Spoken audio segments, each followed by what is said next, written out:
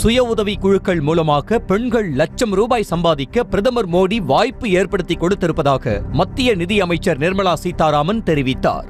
திருப்பூர் மாவட்டம் அவிநாசியில் பரப்புரை பொதுக்கூட்டத்தில் பேசிய அவர், தேர்தல் பத்திரம் மூலம் 656 கோடி ரூபாய் நிதி பெற்றது குறித்து திமுகவின் பதில் என்ன என கேள்வி எழுப்பினார்.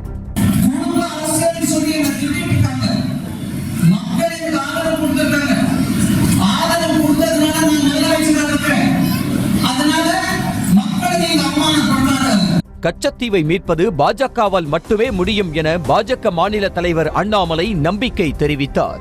ராமநாதபுரம் தொகுதி சுயேச்சை வேட்பாளர் ஓ பன்னீர்செல்வத்தை ஆதரித்து அரண்மனை பகுதியில் பரப்புரை மேற்கொண்ட அவர், ராமநாதபுரம் மாவட்டம் தமிழ்நாட்டின் முதன்மையான மாவட்டமாக வர வேண்டுமென்றால் அதற்கு OPS வெற்றி அவசியம் என்றார்.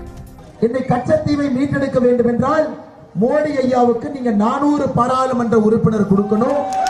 அந்த 400 முதன்மை பாராளுமன்ற உறுப்பினராக முன்னாள் முதலமைச்சர் ஐயா OPS அவர்கள் இருக்கணும்.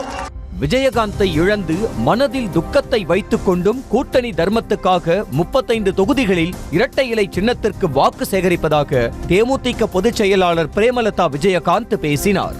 தேனி மாவட்டம் போடிநாயக்கனூர் பகுதியில் பரப்புரை செய்த அவர், போடிநாயக்கனூர் மார்க்கமாக சபரிமலைக்கு ரயில் போக்குவரத்து தொடங்குவதற்கும் கொட்டக்குடி ஆற்றின் குறுக்கே அணை கட்டுவதற்கும் நடவடிக்கைகள் எடுக்கப்படும் என வாக்குறுதி அளித்தார்.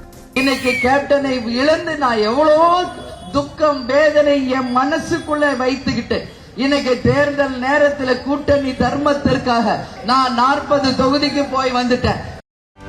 செய்திகளை உடனுக்குடனும் துல்லியமாகவும் தெரிந்து கொள்ள சப்ஸ்கிரைப் பண்ணுங்க.